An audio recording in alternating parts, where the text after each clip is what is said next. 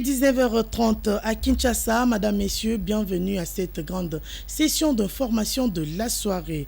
Ouvrons cette session d'information par cette nouvelle. L'élection de membres du bureau définitif à l'Assemblée provinciale de Kinshasa est prévue pour le 18 avril prochain, ainsi que l'installation d'Idit Bureau. C'est qu'indique le communiqué publié ce mardi 9 avril 2024. Le Zéli, après l'ouverture du dépôt des candidatures, c'est mercredi 10 avril 2024. Le député aspirant au perchoir de cet organe délibérant seront conviés le mardi 16 avril 2024 pour lancer leur campagne électorale.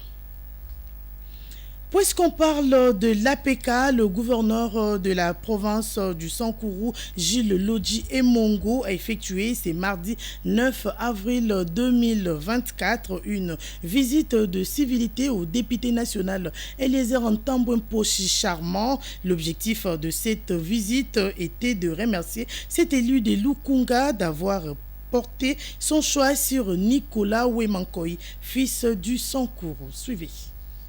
La canicule de ce matin n'a pas constitué une entrave pour Jules Lodji Emongo, gouverneur de la province du Sankourou, qui a effectué une visite de civilité à la résidence de l'élu de Lukunga, Eliezer Ntambwe. Ce, dans le but de remercier ce député national qui, indépendamment des affiliations tribales, a placé sa confiance sur Nicolas Wemankoy pour occuper son siège à l'Assemblée provinciale de Kinshasa. Pour coordonner les paroles et les actes, ce premier citoyen sankourois a symboliquement remis à Eliezer Ntambwe des boutures de manioc, 2 chèvres, 2 sacs de riz et un coq. Ma communauté, et surtout au nom de toute ma province, du Sankourou, nous sommes venus vous dire merci. Merci parce que vous avez montré au monde entier que vous êtes un vrai nationaliste. Quelqu'un qui n'a pas de tribu. À ce titre, vous avez fait de ce fils du Sankourou député provincial. Les mots me manquent, Excellence, Monsieur le Gouverneur, honorable député national et provincial. Les mots me manquent parce que le geste que vous venez de poser nous encourage d'aller encore plus loin, parce que ce que j'ai toujours dit aux capables membres de notre cher parti est que nous rêvons un Congo où nous nous considérons tous comme des frères sans de petites limites tribalo-ethniques. Ce geste posé par Jules Lodji Emongo au nom de la communauté sankouroise contribue à la lutte contre le tribalisme et favorise la cohésion nationale. Merci. Prenons l'actualité en province, précisément au nord Kivu. 4 soldats faisant partie de troupes de la communauté de développement d'Afrique australe déployée dans la partie est de la République démocratique du Congo en proie à l'insécurité sont décédés. Dans un communiqué rendu public le 8 avril, la mission de la SADC en République démocratique du Congo a confirmé que parmi ces éléments tués, 3 sont d'origine tanzanienne et 1 sud-africaine. La Sud, par ailleurs, la SADC s'est dit déterminée à remplir son mandat conformément aux principes d'autodéfense et d'action énoncés dans le pacte de défense mutuelle de la SADC 2003 et présente ses condoléances aux familles et gouvernements éprouvés.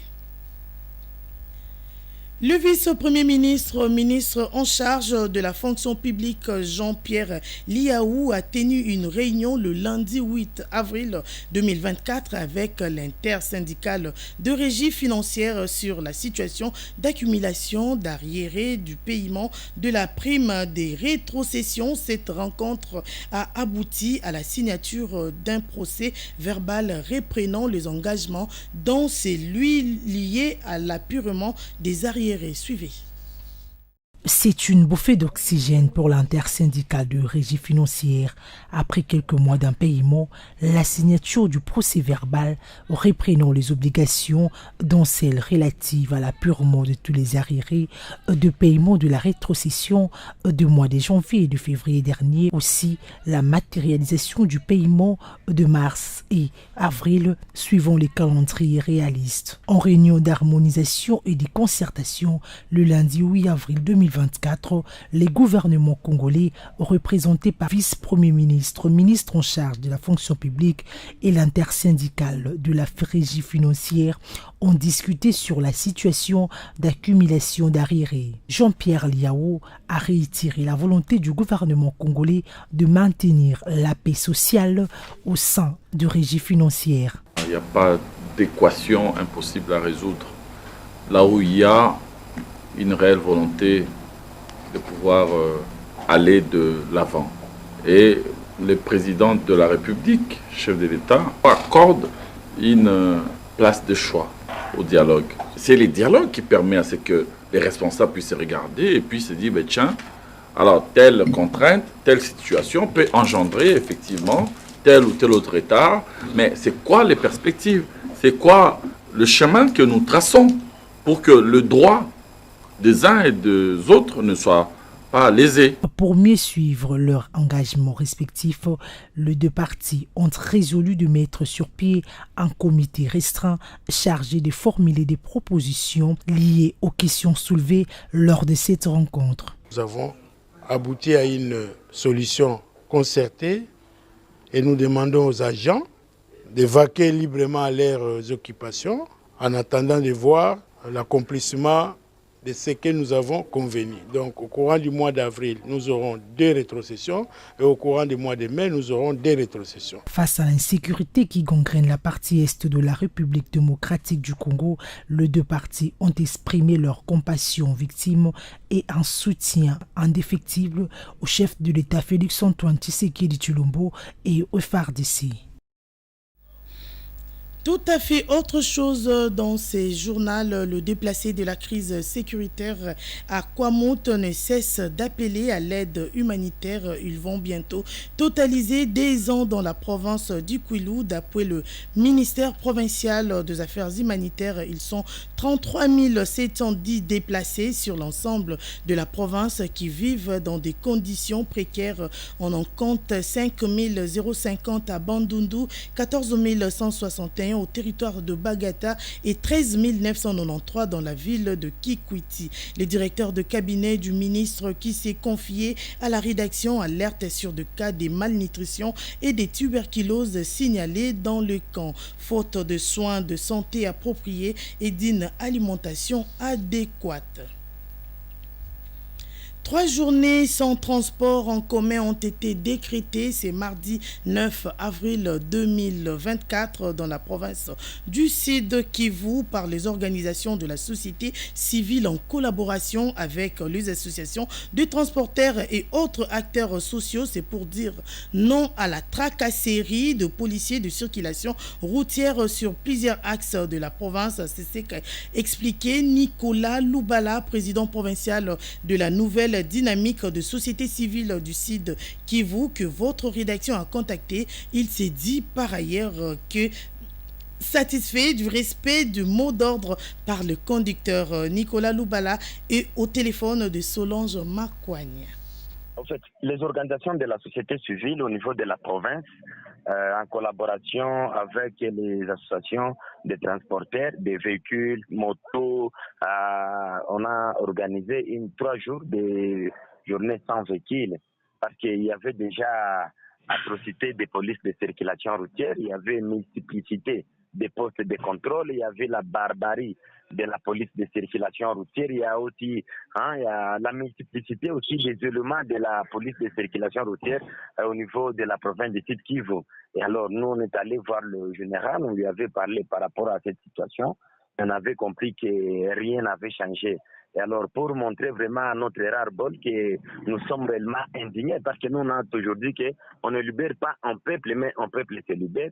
C'est ainsi que nous avons organisé 3 journées sans véhicule au niveau de la province du Sud Kivu, sur toute l'étendue de la province. Et nous avons commencé aujourd'hui, mercredi. Nous allons poursuivre mercredi et jeudi. C'est là pour montrer au général que trop c'est trop. Nous sommes fatigués avec les tracasseries policières, avec de multiplicités de postes de contrôle. On se pose la question, est-ce que quelqu'un qui veut s'enrôler aujourd'hui dans la police, nécessairement il doit être élément de la pêche?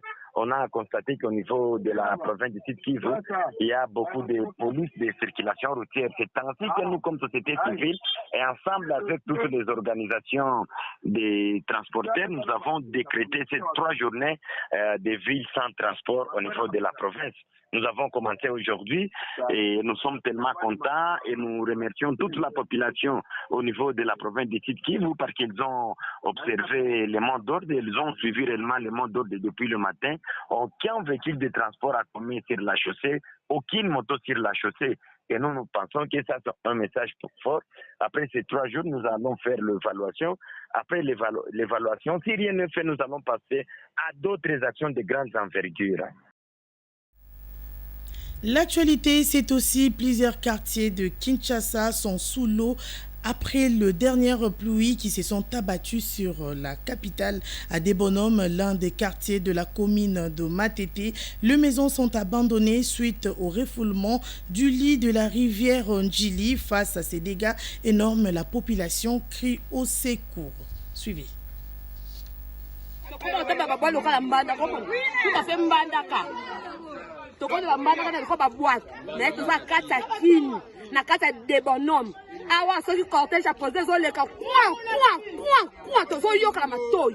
Les pluies diluviennes qui se sont abattues pendant 2 jours successifs sur la ville de Kinshasa ont laissé des traces indélébiles dans certains coins de la capitale. Dans la commune de Matete, le quartier des Bonhommes, situé à proximité de la rivière Djili, les dégâts causés par la pluie du dimanche 7 avril sont énormes. Quelques avenues submergées par l'eau, les maisons et clôtures s'enfoncent, les fenêtres et portes rétrécissant, le riz boueuse, les habitations abandonnées suite au refoulement du lit de la rivière Djili.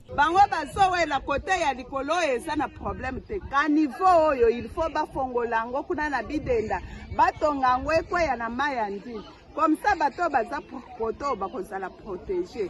Ceux qui bamonite ça ne va pas, ba délocaliser biso balukela biso côté mususu site mususu tokende kokota ponenge tozaboy masango ezate biloko nyonso ezindi na mai biloko nyonso echoli ba biloko nyonso bilamba ezate ngana zaki te na lalaki na matanga na ye kokota wa mutu akosimela nga biloko azaki te po mutu na mutu azo kipe vi na ye yango tozo senga na leta oyo amonela biso na likambo oyo likambo mai tokokende wapi azona na solution asala usata ba kanali moko esika mai e banda kotola lokola bato makelele tomona ke na makelele bakoma la kimia pona nini biso te leta ko kotala biso te azoloba nini.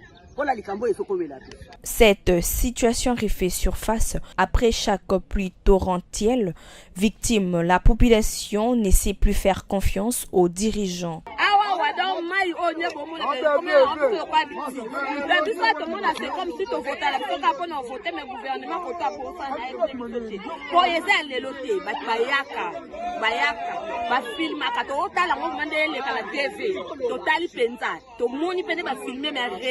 mon côté.